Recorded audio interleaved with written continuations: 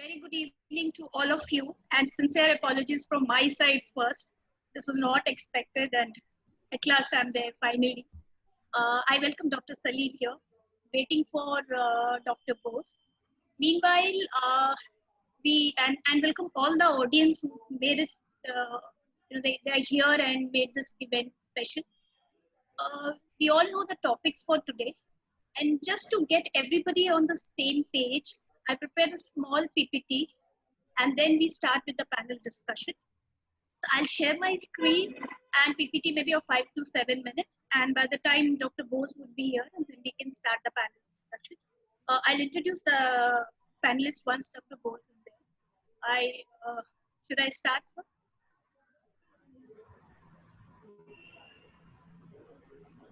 Dr. Bose again dropped off, but he's joining back again. But I think since participants are waiting for last, so we can start. It's actually no panel discussion. Yeah. It's just a PPT.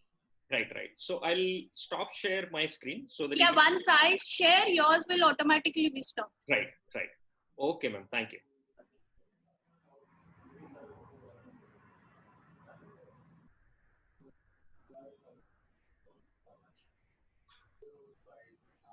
So as we all know, our topic for today is what is new normal for spirometry.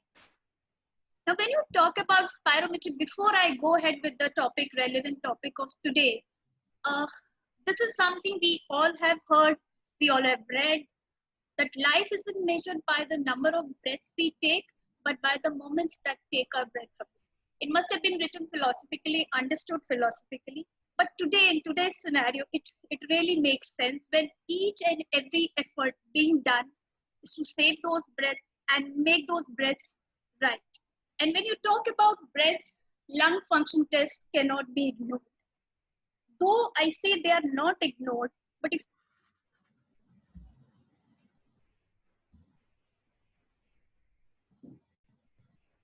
fast, then take even milliseconds to identify them. And one doesn't need to be a medico or a paramedico to at least identify these instruments which are used medically. But when it comes to spirometry, though we say spirometry is the tool for the general respiratory health, but when it comes to spirometry, if you look at the development, it has come right from the beginning. There's a lot of development. What we were taught was the steel drum.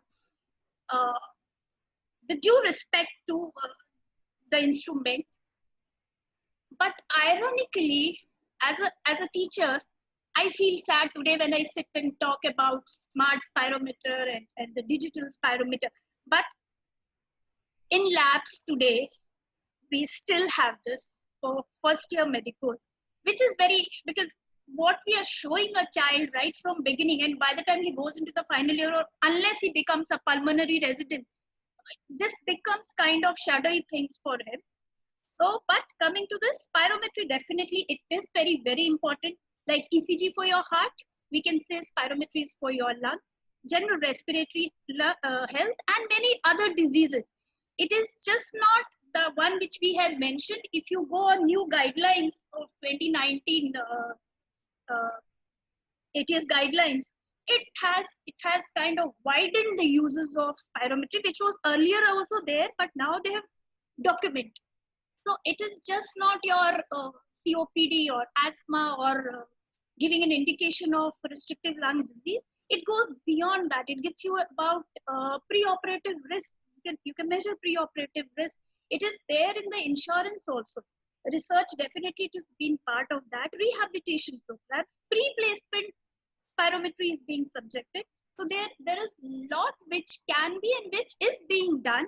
But how much is the awareness? As long as you are a stakeholder, front stakeholder, I doubt that. Anyway, coming to corona now, which is like everywhere, it is like an iceberg. It is not the number of cases which we are seeing are the exact number of cases worldwide. It is like an iceberg. What we are seeing is just the top of the iceberg. Lot is beyond, lot is below that the top part. And we all know it causes hypoxemic respiratory failure. And irony of the management of this coronaviruses, though it is known that it is an airborne infection, can be spread through or can be transmitted through aerosols. But if you look at the management part, your NIV or intubation, the management part itself, they themselves are aerosol generating. So lot of, I mean, it's still we don't know what is going on. And when it comes to, okay, something about the transmission of infection, I told you about the, let's say it's a airborne infection. So air, with the help of the air, when somebody is coughing, somebody is sneezing, they produce particles. If the size is more than 5 microns, they remain suspended in air for some time and then settle down. Whereas smaller particles less than 5, they remain suspended in air for longer time. They follow the air flow, and that is why the chances of transmission, we say, are more with the aerosol. And corona or COVID-19 is aerosol. The transmission of infection is through aerosol. And we know that how these aerosols are spread from infected person to non-infected person. It could be through direct contact, it could be indirect contact, it could be your through fomites. So the transmission is just not one. It can be direct, it can be indirect, it can be large droplets also, but it's not that all droplets they cannot infect or they will settle down. There are different sizes of these droplets, which may be as small as aerosols, or they may get suspended in the air for longer time. So we have to be careful about both droplet and aerosol. Now, what are the aerosol generating procedures? And these procedures obviously should be avoided during this phase. So if you go on the guidelines, again, they're very confusing. Some of the guidelines have categorized spirometry or pulmonary function test as aerosol generating procedure, and some of them have not. So there's a lot of confusion. Some of them have confirmed, some of them have refuted. Like your CDC doesn't give PFT as aerosol generating procedure. But if you go on ATS has categorized PFT as aerosol generating procedure. So whatever these guidelines are, ultimately we know the potential is still there, whether they confirm or whether they do not confirm, but the transmission chances are there, potential is large. And what has this potential of, that risk of transmitting the infection has done to non-COVID cases? All non-COVID respiratory cases or other fields also, could be cardiac, could be orthopedic, they all are told to do not come to the hospital, do not come to the clinic until it is very, very important. So this curtailment of non-COVID cases is something which needs to be looked into, because once this phase is over, we need to take care of those patients also. And then the reopening thought which is there, which is brewing internationally, some of them have reopened, but that again comes with the tagline that corona has to be kept in mind. These checklist has to be there if you are thinking of reopening your pulmonary clinic or pulmonary function lab. So again, each and every international organization has given its own recommendation. So your BTS, your ARTP, in fact, your BTC has, they have recommended that in case of pulmonary fibrosis, you may suggest in very high risk patients, you may suggest home spirometry. So there are n number of recommendations. So this all we would be discussing, because a lot of jargon and it's very confusing. And if I give you the list of these guidelines, there are n number of, and at the end of it, what it comes, should I open my lab or should I not open? Should I go for pulmonary function test or should I not go? So we are confused. And the, the, the, the understanding of COVID is still evolving every day, right from how it gets transmitted to we don't know tomorrow what guideline comes and what changes. So number of those, so over and above all, the number of documented cases, as I said, it's an iceberg, but the potential is real. And when I try to figure out about the guidelines, the three major points which I could get is you postpone, don't do it unless it is urgent, you optimize the patient environment, and use PPE. But when I give you these three lines, does it solve your purpose? No. So how do we balance? How do we know what to pick up and what not to pick up in our in our scenario? So let's get to our experts and talk about this, which is the theme of today's session. Thank you very much.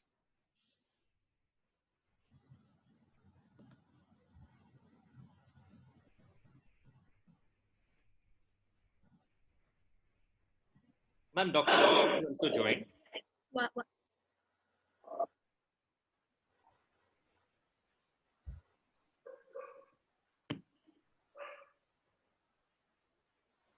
So should we move ahead now?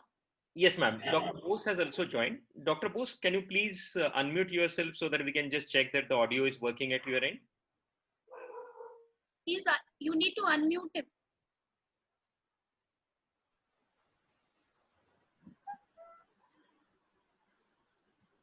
Okay. Yeah. Dr. Yes. Bose, can you hear us clearly? Yeah. Very, very audible. Very audible. Thank you. Okay. Thank you so much. Thank you so much, ma'am. Please go ahead. So welcome Dr. Bose and Dr. Salil again. Going on to the discussion, you must have seen in my PPT also, we get very confused what to do and what not to do. And when we follow these international guidelines, ultimately what we do in India, I want to know that. And I'm sure audience also want to know. Before that, let me introduce my esteemed and experts for today. I have Dr. Bose. Dr. Bose is more than a pulmonologist because I had the privilege of going for training sessions with him, and you must see him in. I know he's going to speak very well today also, but when you see him hearing live, that is different. How he connects with the audience, that is amazing. Uh, Professionally, he is pulmonary critical medicine and sleep specialist. He also has a lot of work on pulmonary rehab also in his working. The he has the something which attracted me in his profile, that he has trained slum people, and he's formed an organization which trains these people and makes them independent, and that's called SANS and Saksham, so which is fully functional. He's done a lot of work for them, and in fact, I want to go to SANS once and see. We all have always planned, but doesn't happen. He is a consultant in National Heart Institute, Delhi, Fortis, and as I told you, he's president and chairman of SANS and Saksham. So I welcome Dr. Bose for this panel discussion. Now, Dr. Salil, I know him for last maybe now 2 years, sir. Very busy pulmonologist, I must say, and thank you to both of you actually making it here. Dr. Salil is he's head of pulmonary medicine in Nanavati Hospital. He was also former head in Somaya Medical College, and he's president of, if I'm not wrong, Environmental Medical Association, and he's an academician, and that is something which I look forward to. So welcome to both of you, and we move ahead with our panel discussion. So I will I mean, whatever questions I think that audience would like to ask, I've framed them. And after that, we also have, we will have questions from audience also, which we will take one by one. So I will take out my questions, which I have framed. So Dr. Bose, first question is to you, is that looking at today's scenario, because you've been being a pulmonologist, you've been doing your especially pulmonary lab without even blinking or without even giving a thought. I'm sure you must be prescribing, okay, he needs it. But today, as a pulmonologist, what are the challenges you are facing or you have faced earlier maybe when you when you when you want to do a pulmonary function test for a patient or spirometry for a patient, and then what are the challenges in today's scenario? Thank you, Nija. Can you hear me? Yes, yes. There's a uh, Thank you, Nija, for giving me an opportunity to share my experiences. And thank you, Dr. Bhargav, and of course, Aditi, for giving me a lovely opportunity to interact. This is a very important topic which you are discussing. I think we are all confused. The few things I want to tell you here. One thing is very clear that we all have to learn to live with COVID. COVID is not going to go away like this. So this is a new planet. There's a new norm. I think the whole planet has changed. The COVID has changed the whole planet. So we have to rethink. We have to do a lot of new ideas, and we have to learn to live with the COVID. This is number one. And if you have accepted the fact mentally and physically that yes, I have to learn to live with the COVID, this is a big challenge for the pulmonologist, because it's not the question of at my level as a super specialty, because the 65 to 70% of the patients were seen by even any physician across, they are related to respiratory and allied specialties. This is a Lancet study says in India. So pulmonary function test has to be a very integral part of post-COVID scenario. On one side, you have to learn to live with COVID, and other side, you have to some way fit into a pulmonary function test in your daily practice. You cannot avoid it, because without a pulmonary function test, pulmonology is incomplete, number one. And secondly, this is the decade of pulmonology. The COVID is a disease related to respiratory science. So I think the fraternity has to use their thought process, how best we can use these machines. And spirometry is a very useful tool, and it has really changed the scenario of pulmonology across the globe. But there are different ways one can really use it. I've been using in my own innovative way. And before I talk about it, how it can be used, but yes, there has to be certain guidelines one has to follow it, because pulmonology, as far as the specialty of pulmonology is concerned, we need a diagnostic tool. We need a tool which can follow up the disease, and also we have to see to it that how we can go from the long-term point of view of the disease, whether you talk of COVID or non-COVID. So pulmonary function test is a tool we have to use in our innovative way. And I can share my own innovative ways how I'm using pulmonary function test. I don't call spirometry only as a lung function test. I said pulmonary function test as a modality of testing to assess the physiological and pathological condition of the disease. So there are so many ways you can use your innovative ideas to use pulmonary function test, and without that it's incomplete. So it's possible. Uh, like simple, I can say that the least you can do is a 6-minute walk test, which is a very good pulmonary function test. The least you can do a what you call a blood gas, which can give you a lot of pulmonary, because these are all pulmonary function tests.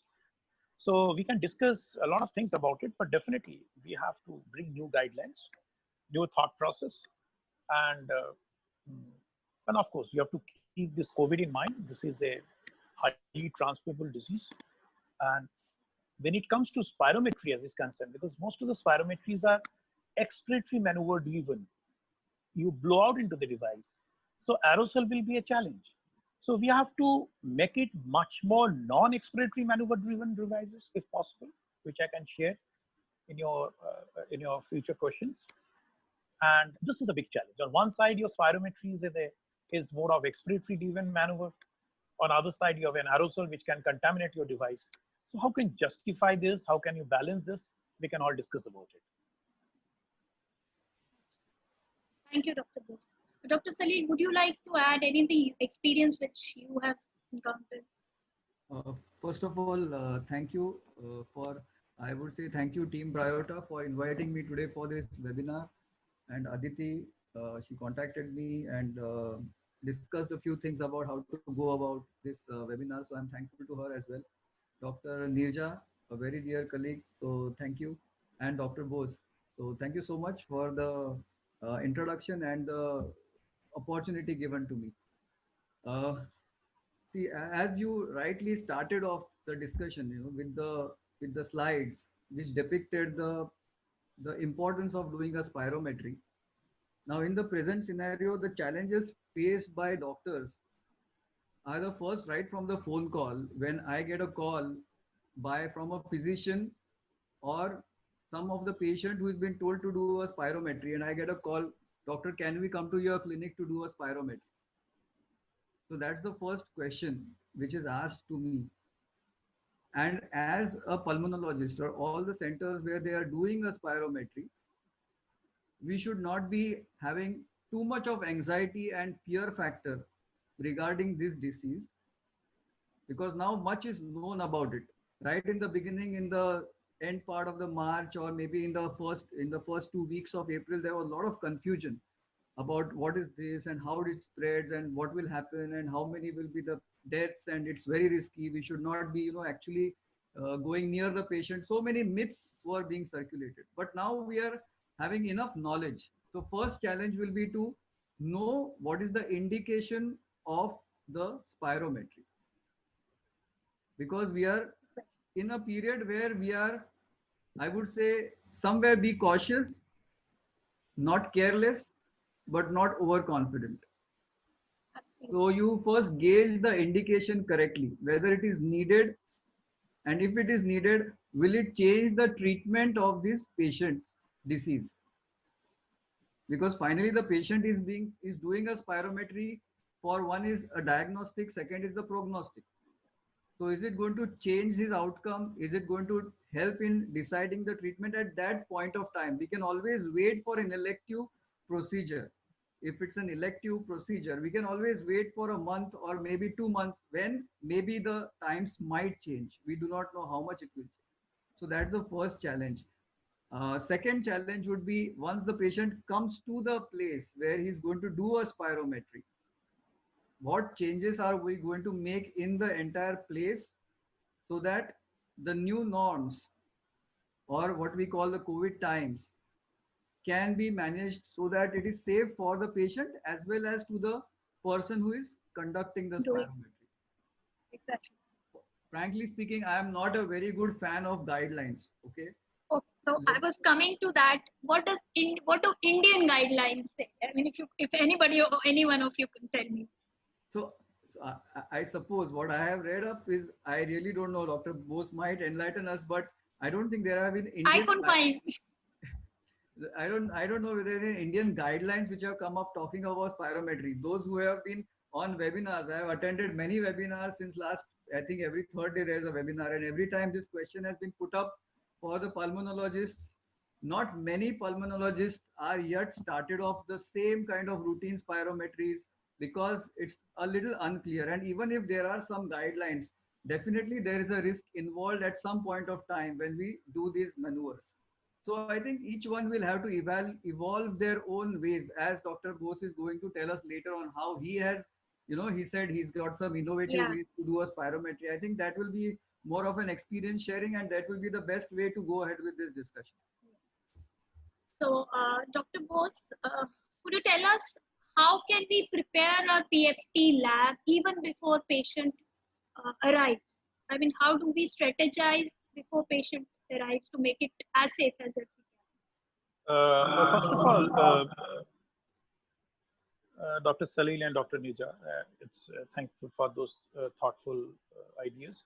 But one thing I must tell you here, we are talking about spirometry. Spirometry, I'm talking about innovative way of doing lung function tests. There are two different things. Spirometry is a one kind of pulmonary function test. I'm talking about the umbrella term PFT. PFT does not mean all PFTs are not spirometry. There are so many ways you can do pulmonary function test. This is what my take. What I'm saying is that, as Dr. Salil said, that it has to be very tailor-made. Your decision, whom you are doing, what kind of patients you are going to handle. Is it necessary or not? Can you defer it or not? Can you do it in other ways? So what I'm trying to tell you in my experience that I use my own discretion, my own innovative PFT tools. We have so many PFT tools which can be tailor-made for the different disease situations. Now, your question, we can talk about it, how we can do and tailor-made things according to a different disease. But you asked me, how can you prepare your lab? Look, definitely I agree. The fear factor and other things and accepting your disease definitely is much better. People have started, in fact, we have been working from the day one with a lot of precautions, but still the science doesn't know what kind of aerosol generating this procedure, because this is a respiratory virus and is changing its shin, because an RNA virus, it will be changing in different forms. So we have to be very careful. One thing very sure is that our PFT lab should have a good air circulation. It should have certain disinfection rules. Even the healthcare workers who is working in the PFT lab, they should follow the right protocols of because they can be a source of infection. And all those basic guidelines of sterilization techniques in a lab has to be followed.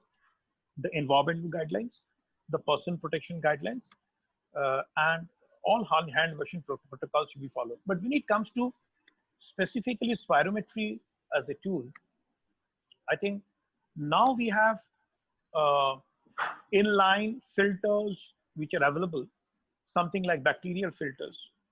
One can use that to reduce the spread of infection of COVID when you have an high risk. Of course, your clinical score and other things, you should be very careful about it. So I think it's a combination of your disinfection protocols, person hygiene, person protection team, right patient selection, and of course, your bacterial disposable filters and periodically sterilization of your spirometry. Next. And I think the best way to do the spirometry sterilization, which we are doing it, is that if you have an access to an hospital, you can use an ETO plant to sterilize your machine, which is not very difficult because we are senior consultants, you're associated to the hospital. So ETO is one very effective way of sterilizing the machine, but definitely there are challenges. I think it's a combination of disposable filters, which is a bacterial filters, and selective patients. The symptoms are very important because all these spirometry machines, they're forced expiratory maneuvers. They will generate some kind of aerosol. So you have to be very careful. If you are using, people have symptoms of cough, productive, one should try to avoid it. But these protocols has to be followed if you really want to do a spirometry on an individual basis. Rather, if you find that patient who are selected uh, where you need to do a spirometry, then I will say that all those patients who has already developed, I'm talking about COVID patients, all the patients who are recovered from COVID, because they are the one they may need a monitoring. So they have already developed a certain amount of restriction of the lungs. They are fairly safe patients of doing spirometry because they have gone into a restrictive lung. It's a dry lung disease. So they can be very well monitored on a spirometry. But yes, after a couple of cases, you can go for those ETO, sterilization, and all those techniques. But when it comes to airway disease or airway inflammatory disease, I will not advise you to go for spirometry at this point of season. For restrictive lung disease, post-COVID restrictions, which I'm talking about, probably very safe doing spirometry and periodically getting it, sterilized. That should be the right way. So that is what we are doing it. So we are picking more of restrictive lungs, which is CT-based, and we are monitoring them because basically we need to these restrictive lung to monitor their vital capacities and how much they are worsening, because CT does not tell you about the functional loss of the lung, because we have started doing post-COVID rehabilitation program. I've already seen more than 30 patients in my scenario where the people have recovered, but they have started developing little cough and breathlessness. They are called post-COVID lung fibrosis. So that's a big challenge, and we are going to have plenty of people. They will land up with, you will find in the months and years to come, your most of the pulmonologists, the clinic will be flooded with lung fibrosis, because even if you have given them a good recovery, they are going into a certain amount of lung fibrosis. So I'm taking those people who are post-COVID lung fibrosis based on CT evidences, and I'm doing spirometry on them, because we have to do it, because CT cannot quantify their degree of lung loss. So this is my take as far as spirometry in selective patients of post-COVID fibrosis is concerned. When it comes to airway disease, I'm using other methods of pulmonary function test, which we can discuss later on. But when you're talking of spirometry, my take is that I'm not using spirometry for my airway disease right now.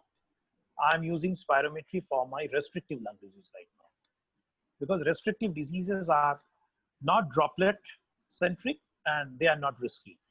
So this is my indication of spirometry in post-COVID time. Thank you, Dr. Bose, for this very informative point. And Dr. Salil, what is your take on screening the patient on telephone, symptomatic? Again, asymptomatic patients we cannot, but before you call the patient, what is your opinion about screening them on phone? Yeah.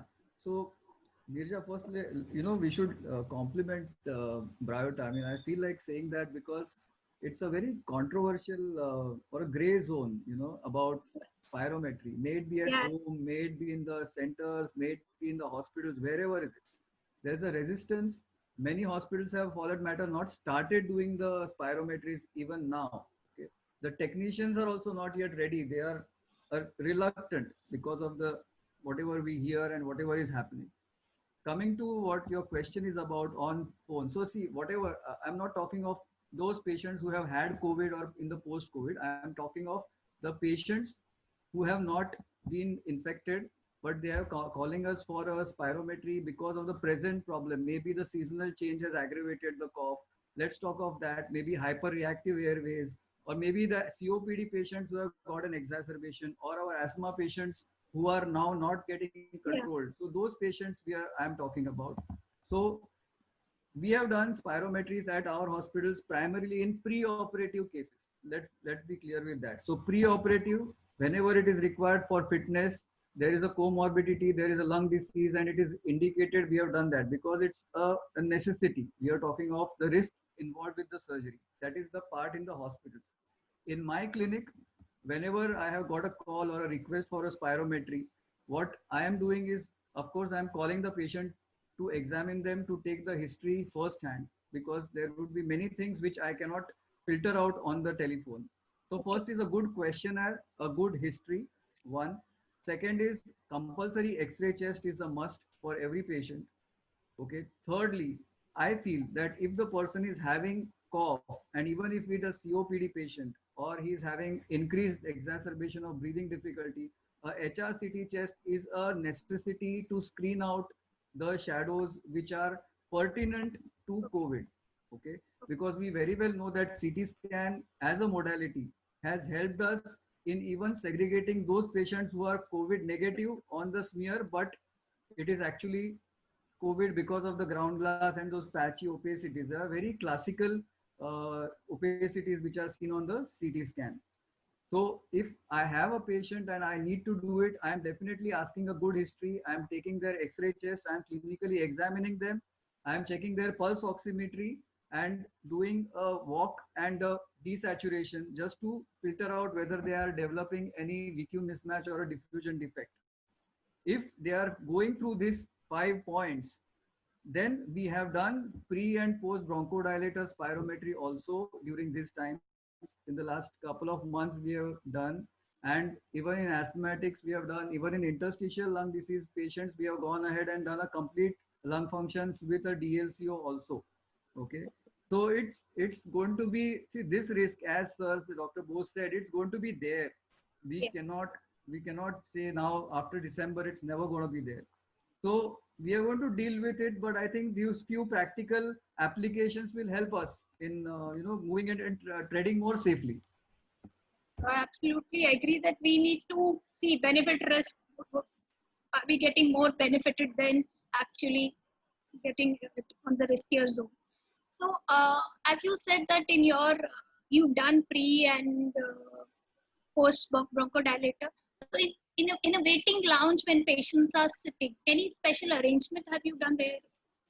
So I think every doctor who is been on the in the audience or who are listening to this now know that we have to first of all give the patients appointments. We cannot have a crowd of 7 patients or 8 patients at a time, even if they are for a OPD consultation, and same holds true for a spirometry.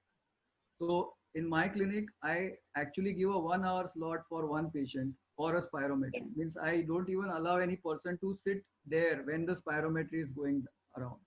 Now, fortunately, I would say fortunately, because not every clinic has that much of space. There are a lot of doctors who practice in a polyclinic or a small place, which is a closed room, and the spirometry has been done over there. So I have actually put up my lobby of the waiting room into a spirometry place where only one patient is allowed. So it's a well ventilated space. It is, I would say, around 14 feet long is the length. Is a very big space, huge space. And once the patient comes there, no relative is allowed to accompany the patient. The relative is outside the clinic or in the place outside wherever they want to, maybe wherever they are, but not to be sitting there. So during the spirometry, my wife does the spirometries in my clinic, Dr. Saili. So she and the patient, only they are there. And of course, the procedure is carried out in the same way with the precautions of a PPE kit. Yeah, and taking care that after he goes away, then the entire place is cleaned with the sprays which are available now. And there is a gap of about 20 minutes for the next spirometry. So it is changing everything. A lot of time consumption is coming in. A lot of patients are spaced out over a long period. We have to reduce our number of appointments for our spirometry patients. Daily sanitization of the space has to be carried out, spraying the sprays which are there so that we can disinfect the area. So many things, instructions to the patients about not And if I touching. may interrupt you, Yeah, Dr. yeah, Saeed, how yeah. much time are you taking between two patients? One has just left and disinfected. You've disinfected, and then are you giving any waiting period of Around an hour or 20 30 minutes. minutes, 20 Around minutes? 20 minutes, yes. Oh, oh, thank you. Thank you. So, Dr. Bose, my question to you is now asthmatic patients who are at home and who are already on treatment, what what would you suggest them? They are worried about, are they more prone to infection? So what suggestion is for you for asthmatic patients who are already on treatment, or would you like them to add something else also to their treatment? Anything else you would want to suggest? Look, as I told you at the outset, I have made my own guidelines, what I should be doing for my own patients. Since asthma is a reversible obstructive airway disease, and now we are talking about different phenotypes also. I think for asthma, we are not very worried because basically what we need in asthma, whether the disease, the variability of the disease, I think peak flow meter is a very good tool. I think all my asthmatics are on PFR. I'm sure Dr. Salil also, because without peak flow meter, you cannot treat an asthmatic. So for asthma, I'm not really in problem because they know they don't need all numbers of spirometry. Simple day and night variability of the airway parameters is more than enough. If you can minimize the diurnal variability in asthma, that means your asthma is well controlled. So peak flow meter device is a very effective device which has been there. It's I can say it's a thermometer for lung, which we all know, and that can take care of everything about an asthma. Now, if you really want to go for next level of spirometry, when you talk over asthmatics, yes, uh, uh, we are now entering in an era where we are talking about exhaled nitrous oxide. FeNO is a new tool in pulmonary function test, which is playing a very important role. I think FeNO can solve most of the other things which probably peak flow meter cannot solve it. because pheno can also help you to talk about the corticosteroid response to the asthmatic airway inflammation. It can play a very important role in phenotypic classification of an asthma. So I think you don't really need a classical spirometry these days for asthma monitoring. A combination of a pheno and a peak flow meter can do the job. But yes, if you still want a spirometry to be done when you have an overlap disease, suppose you have restrictive component and asthma, there's a mixed disease. Now we have probably this machine, Trito, they have come up. It's a very useful. Now everybody's talking about home monitoring of spirometry, which plays a very important role. But only thing is one has to see to it it's affordable or not. Different ranges are available. So on an individual basis, one can give a home-based spirometry, which I understand this machine is all about. Makes sense to give it to the patient. But as far as my patients are concerned, most of my patients are happy with the peak flow meter monitoring. This is my Indian guidelines. And for selective cases, when we talk of phenotypic classification, if you talk of an Indian guidelines, pheno should come in a big way in asthma guidelines. So peak expiratory flow rate and pheno can do most of your jobs as far as asthma guidelines is concerned in post-COVID scenario. Thank you, sir. So another question which is for you, Dr. Bose. How significant is currently, how significant is monitoring of respiratory health of a normal subject at home right now? Look, I tell you, I can talk about the gadget, the Brighto we call it. This may be very relevant in today's scenario because now what we are going to, what is the biggest challenge right now in post-COVID time? One has to see the pulmonologist. Challenge is not the COPD. The challenges are not the asthmatics. Because you know, COPD, once you diagnose, then you don't know, you cannot change much about the vital capacity. Whether it is a, whether you want to bring a tangible COPD changes, you have rehabilitation programs and drug management. The real challenge in today's pulmonology is a restrictive lung disease in the post-COVID scenario. Because now the biggest challenge of the world will be the so many COVIDs which are recovered, they have landed, they will eventually go into a restrictive lung disease.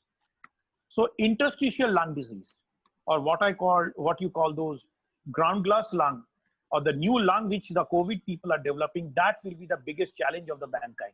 And I can guarantee you, if the first 4% population are asthmatic, there will be, I can say, 30 to 40% of the COVID who has recovered will go into lung fibrosis. They're going into lung fibrosis. So there will be a huge challenge to pick up this post-COVID fibrosis to do some home monitoring.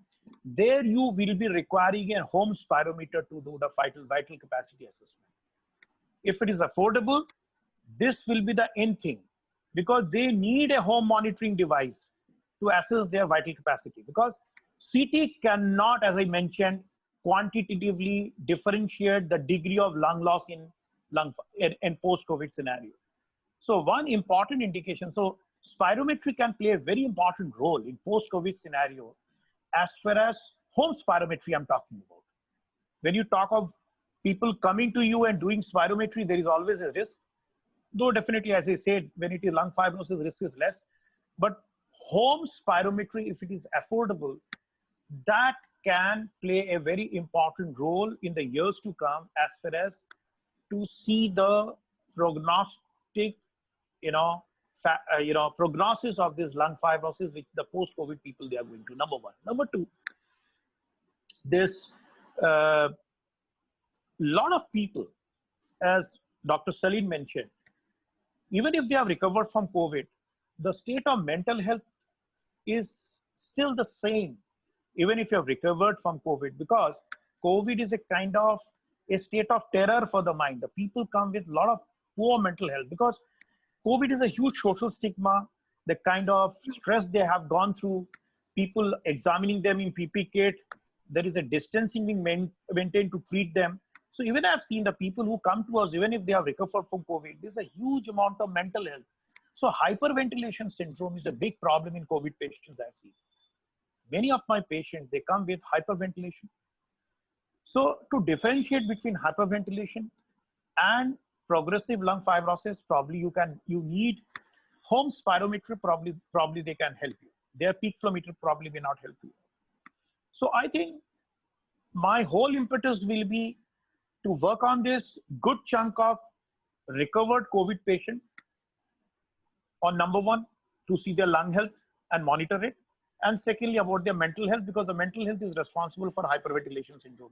Both can be very useful if we can come up with some intelligent, cost-effective. I'm sure people are coming at, and I'm sure Aditi and their group, they have done it a great job. So if that can be affordable, that is a good future. And also, if you see, the whole world is talking about uh, smartphone-friendly spirometry, which is which doesn't consume much of aerosol.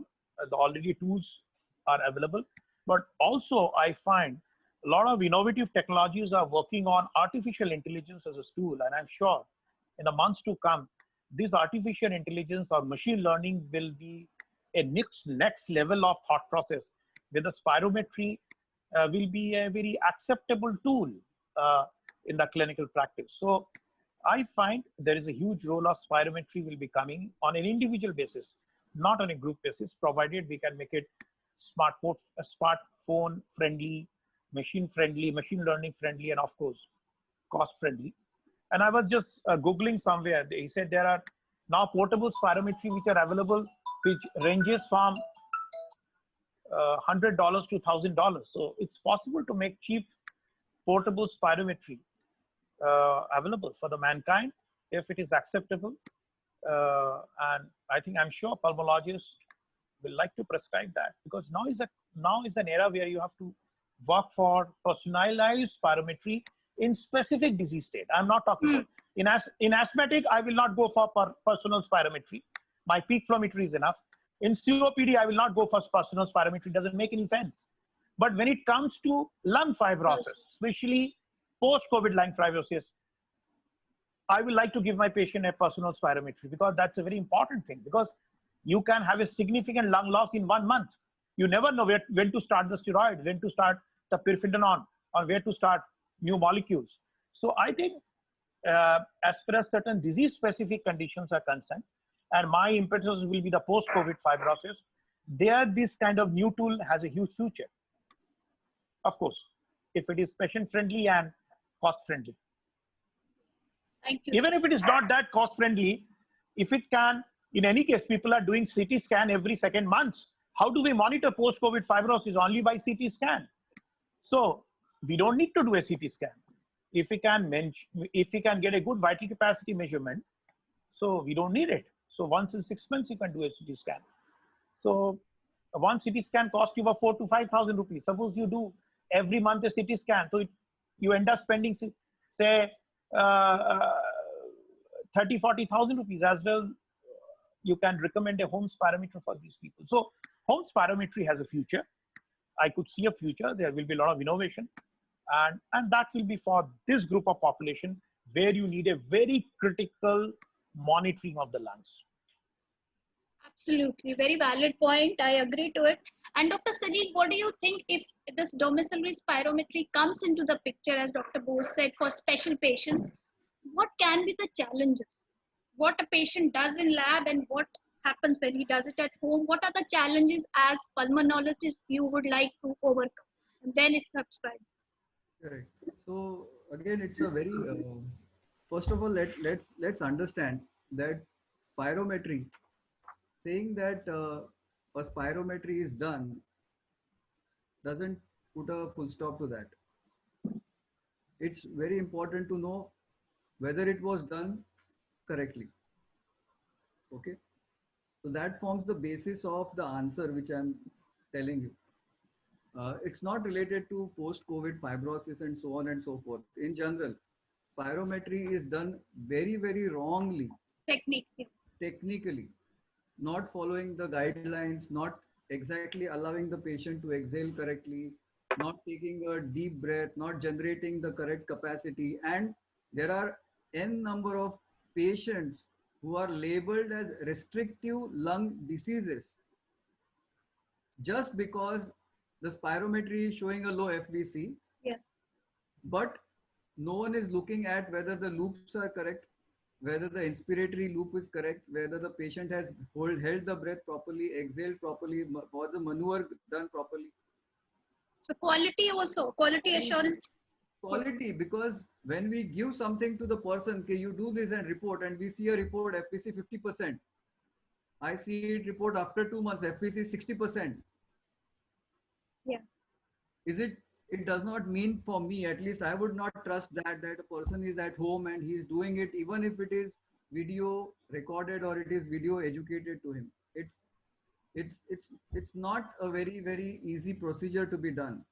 Okay. For example, if we tell a patient do a sputum analysis, you can collect the sample at home and give it in the lab, fair enough.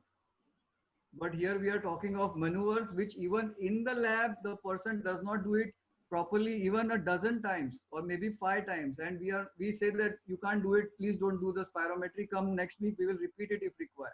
So there are incidences which happen with that. Coming to fibrosis, now as Dr. Bose will agree with me, 6-minute walk test is a very wonderful test to assess the difference or the prognosis of what's happening to these lungs. Even for that matter, breath holding capacity is a good analysis, whether he has a good inspiratory holding time or not. So that is good. Very important. If we are talking of post-COVID cases, then obviously I would be wanting them to the clinic, come to the clinic, because I would want to do a DLCO also in them. Not very often, but definitely I would like to know the diffusion lung capacity.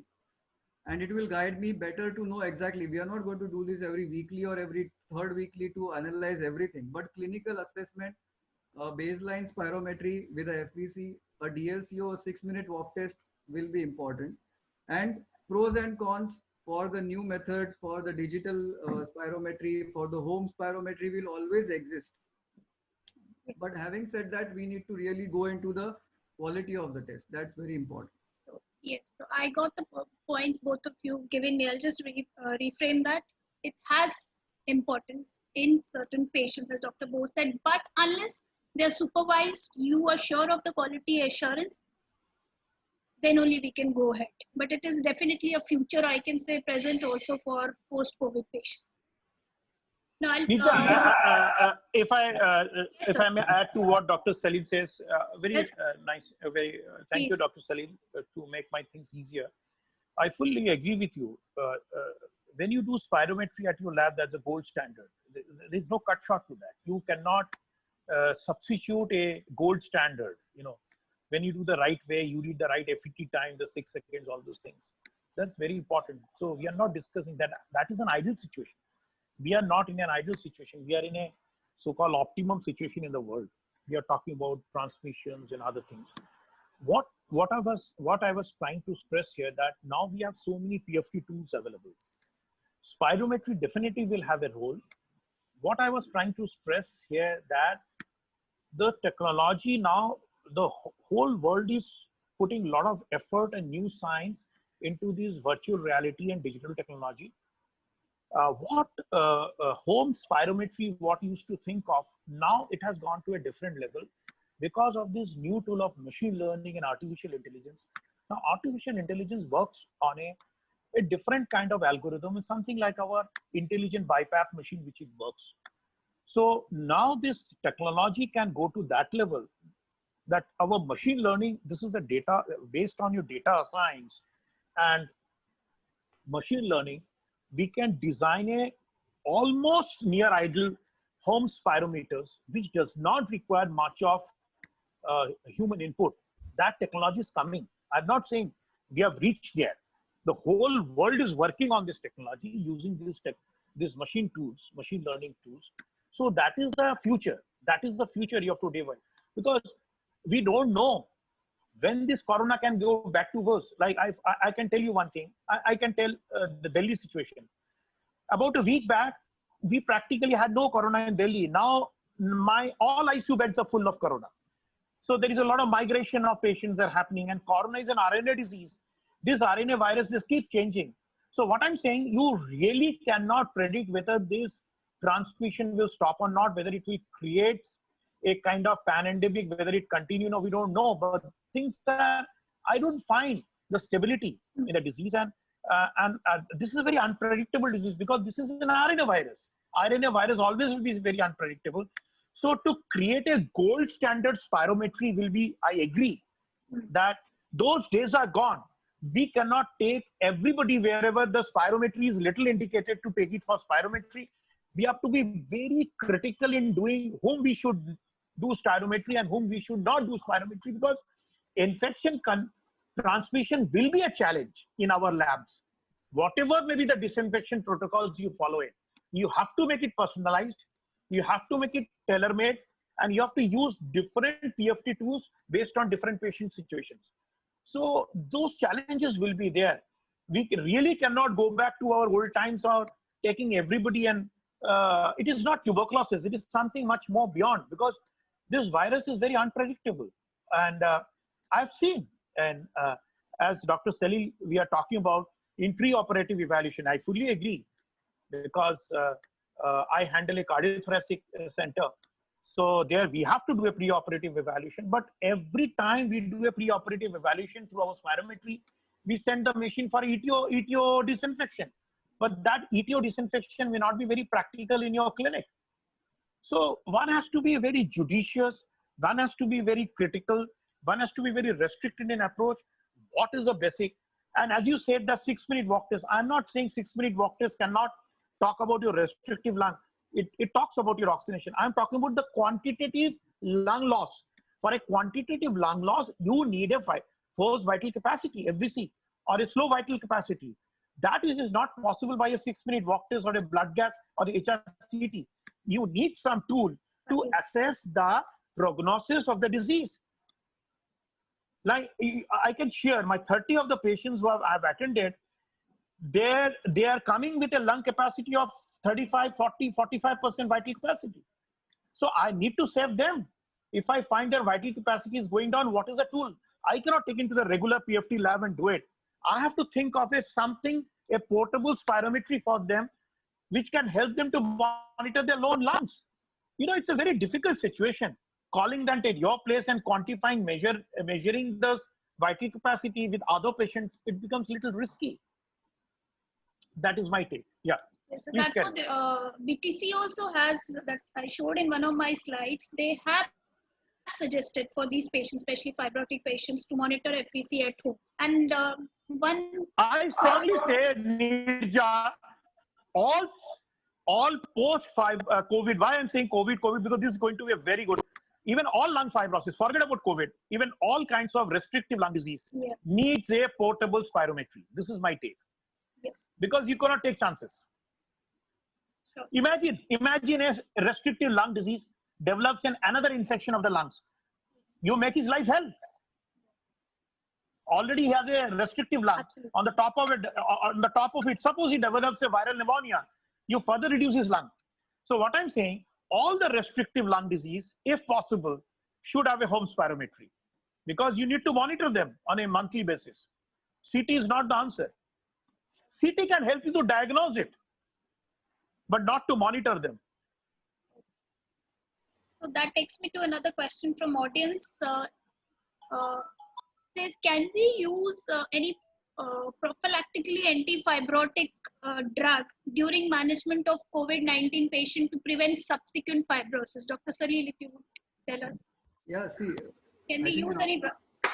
Yeah. So now it is very evident that we are seeing a lot of patients of post-COVID sequelae. Okay, it's post-COVID fibrosis. Wherever there is ground glassing, they have been changing into, or they are being replaced by fibrous tissue. Now there are a lot of reports which have come up. In fact, one of the drugs, tocilizumab, which has been used very frequently, it has been seen that those patients in whom tocilizumab was used have got more extensive fibrosis compared to those in whom it was not used. Okay, so there are a lot of issues coming up. It is not like just COVID causes fibrosis, means every patient of COVID who is critical, who needs oxygen, lands up with fibrosis. No, it is not so. There are specific groups of those which land up with, of course, post-COVID fibrosis. Even at our place, our hospital, as Dr. Bose said, every place we are getting this post-COVID fibrosis, which, trust me on that, but no one is again clear with any guidelines. Pirfenidone has been used. And as the person who asked the question whether we can use antifibrotics, the answer is yes, because we are using it. In fact, there are studies which have come up now which says that even before actually the fibrosis starts being shown up on the CT, if you start it early, even when there is a ground glassing, it has shown to prevent the fibrosis from flaring up or progressing to an extensive disease. Okay. So definitely it has a role, and there is going to be always as I said, maybe a debate or maybe a opinion about FBCs and whether to really rely on that. But I still stick to it that there are many errors by which a patient is labeled as a restrictive lung disease, and if that is overcome, no issues with it. So that's why if we confirm by lung volumes or body box, then Yeah. why not give patient at home once you've done it body box at in your clinic? I'm talking in general, not now. And then patient doesn't need to Yeah, maybe. so I would be agree to that. I would be open to that thought. I am not saying it is not good at all, but there are issues which will be having to be monitored whether the qualities are being maintained, because the person Obviously, will be doing it at home I and think he yeah, will have to be supervised every time. that's the biggest challenge. Exactly. Then another question. One question is spirometry systems are not 100% sterile. There is definitely going to be a transmission of infection, and there are filters used. Any opinion on maintenance of device in clinic? If you're using it, how, Dr. Bose, if I may come to you, how would you Okay. Yeah, maintain? before I talk about the maintenance, Yes. I like to add what Dr. Salim says is a very useful thing. I just want to share my experience. Yes, I fully agree with Salim that Perfindon I start very early in my patients, and they are definitely, this is a one thing which really makes your life hell. So Perfindon has a definite role. Just I want to share one thing with Dr. Salil. I don't know what's your opinion. If you read certain scholarly articles which I reviewed, colchicine has a very important role. So colchicine, if you can start them early, it can help you. And even the guideline says that colchicine plays a very important role in as in preventing fibrosis sets in, because before the fibrosis sets in, there is a fibroblast. From fibroblast to fibrocyte. So this phase, the colchicine acts as the metaphase. So colchicine you can think of adding. And as you rightly said, we don't know why there is so much of fibrosis, despite the fact we use steroids very early. There may be so many factors. There's tocilizumab and other drugs, and lack of early rehabilitation. Whatever may be the reasons, the lung goes into a kind of shrinkage that we are seeing. So the future seems talk about it. But one thing for sure, one should always use Perfidon and colchicine at the initial part of the COVID treatment if they find that the COVID has got into a ground glass appearance. These are usually non-reversible diseases. More you use it, better you are. You get a good response in a month or so.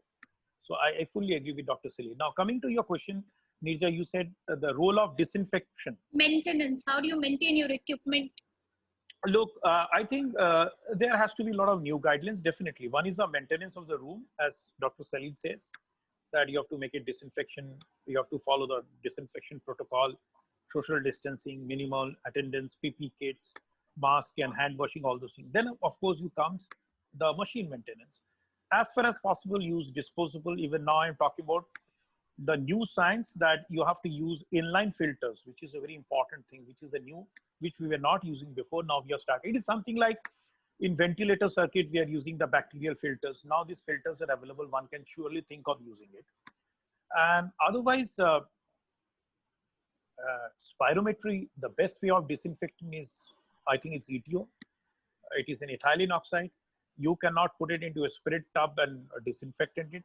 It cannot be, this is the only way you can make it bacterial free is by periodic ETO disinfection. I think every spirometry should go for an ETO disinfection once in a week.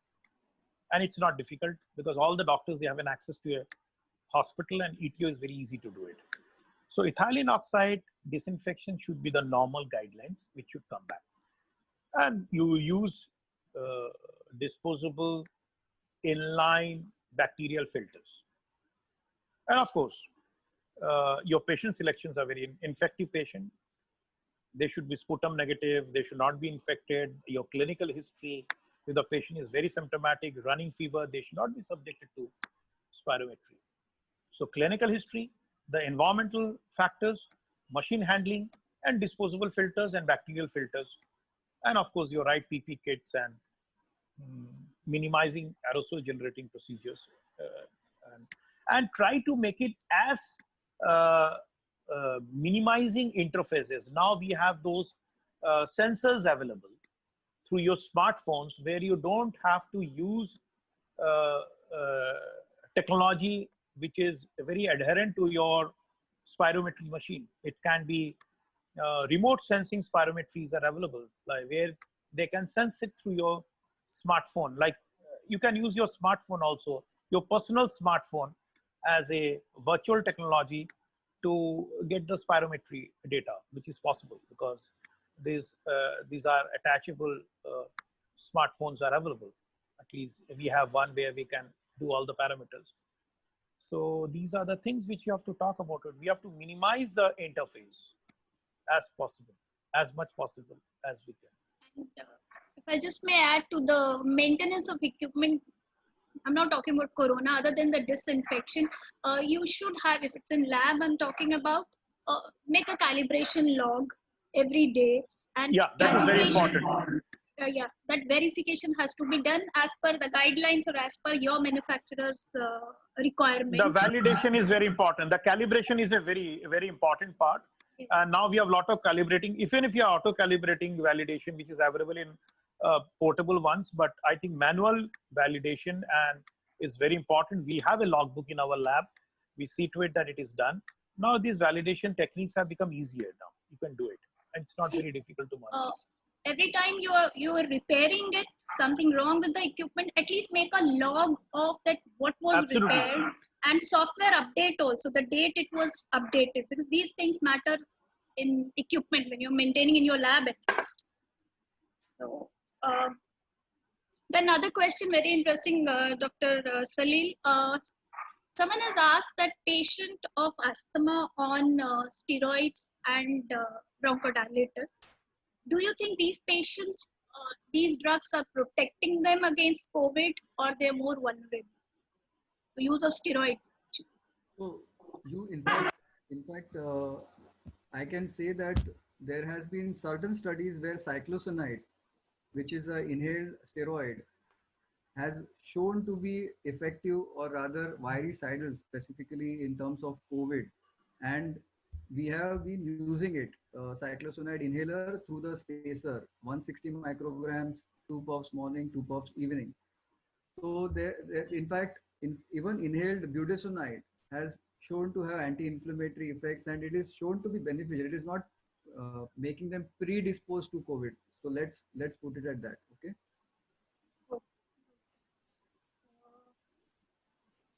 So, Dr. Bose, another question is, what is the role of spirometry in a patient who's undergone coronary artery graft, CABG patient? The spirometry is a very important tool because those who undergo a bypass, because this is a very important area which you need a spirometry to be done, because post CABG is a kind of a restrictive lung, because you open up the heart, you cut the manubrium sterni, they go into a lot of lymphatic drainage. So eventually most of the post CABG patients, they ultimately, even if they don't go into a cardiac dysfunctions or back pressure changes or failure, this procedure itself is a restrictive lung disease procedure. So post CABG people, they should be going to a regular spirometry, and that is very important to improve their cardiorespiratory health. So we have a very stringent protocols in our hospital.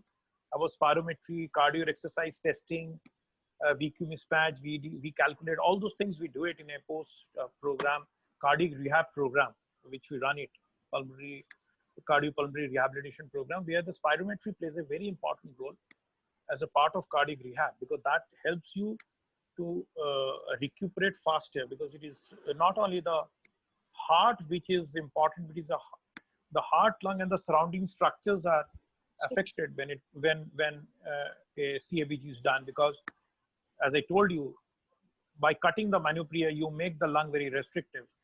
Then also they have a lot of lymphatic discharges that makes you a lot of sympathetic effusion. So they go into a very severe restrictive lung. And this kind of situations, if you don't take care by regular spirometry and spirometry techniques and breathing and rehabilitation protocols, they come back to you very fast with a lot of cardiorespiratory failures and what you call the graft failures. So the role of what you call the cardiac rehabilitation, the role of pulmonary rehabilitation in post CABG is a very important program which we run in our hospital, and where spirometry plays a very important role. So that brings me another question to you, Dr. Bose. What type of lung exercises would you advise patients to improve their lung function? You're into cardiac pulmonary rehab, so my question is to you. Look, the whole concept of I'll just try to explain you this. Basically, what happens when you have a restrictive lung? So what happens?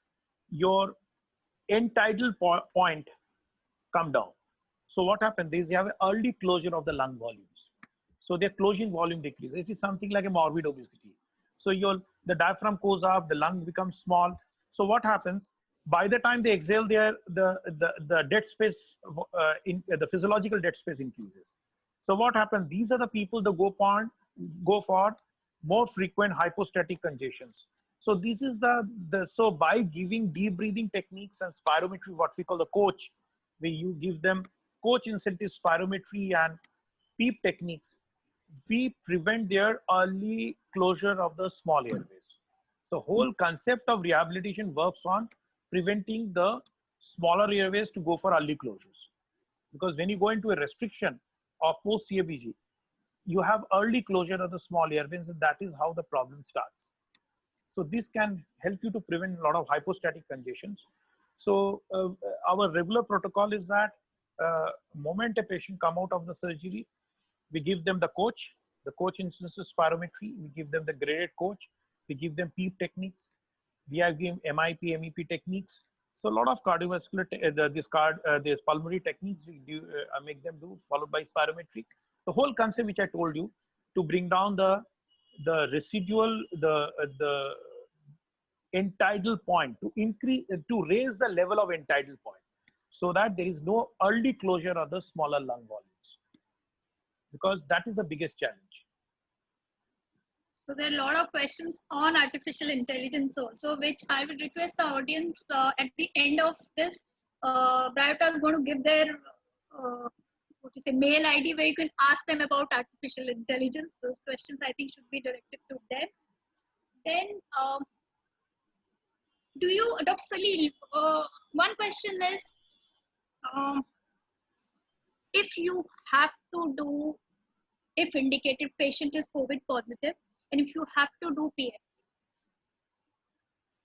any prerequisite for doing PFT in that patient? Would you want some checklist for that patient? So, but what again? The first thing which I made, like when we get a call, what is the requirement of a PFT in a COVID positive patient? How does it change the treatment? How does it go ahead with the plan? Because we are going to treat COVID at that point of time. Our priority will not be checking the reversibility, nor be checking the FBC if he is COVID positive. I mean, our priority will be to first treat the disease, first stabilize him. And then I don't think, I mean, I don't have an answer. What are the protocols for that? Because whoever is going to be doing that spirometry is obviously going to be at much more risk, because he's going to cough out, he's going to, so I don't know why that means. Is there a specific reason that question has been asked?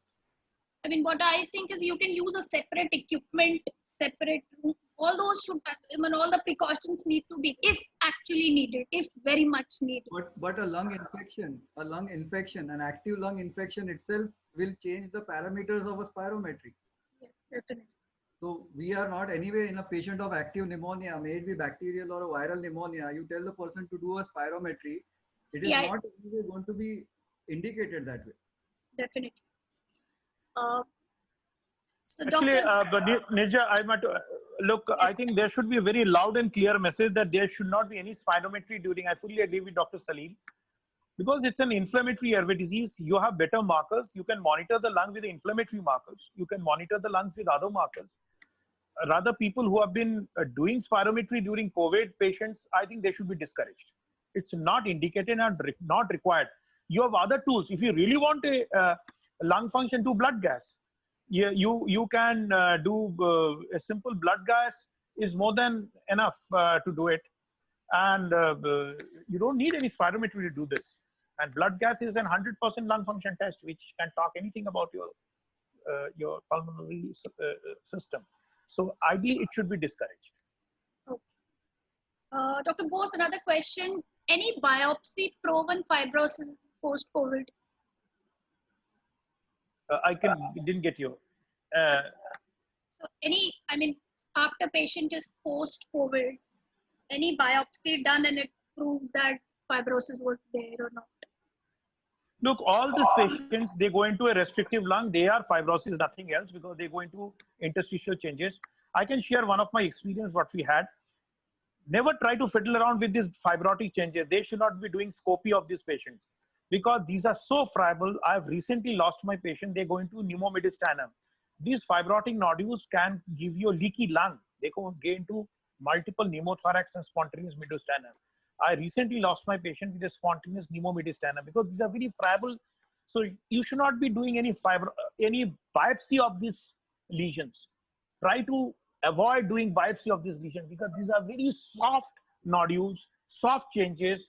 They may be reversible, we don't know. And you should not fiddle around with these lesions. We should use HRCT and markers as a tool to monitor them. And at the most, spirometry. And spirometry can talk about your vital capacities and other things. One should not do any biopsy of this produce.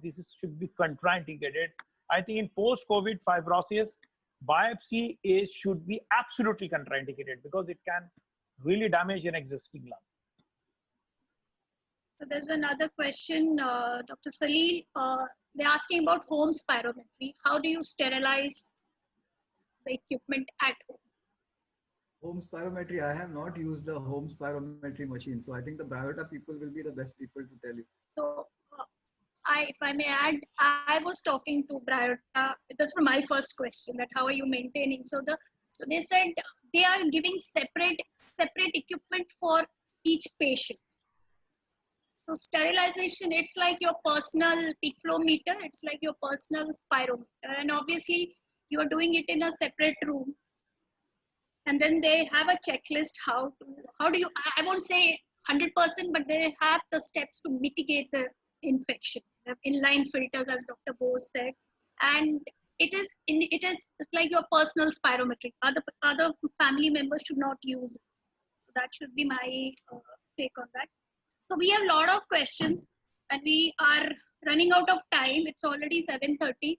So I would request Biota to, after this webinar, they can display and all the audience, they can ask their questions. We'll try to answer them, whichever is relevant to us, and they can answer what is relevant to them. So I thank you, both of you, for being here. It was a wonderful session, very interactive, and I can still see a lot of questions which I'm not able to take it. Thank you, Biota, for giving me this opportunity because I myself had a lot of questions. It's been a very informative session. So thank you very much. Thank you, Dr. Salil, and thank you, Dr. Bose. Thank you, Biota, and thank you, Nirja. Thank you, Dr. Bose, for having this good discussion.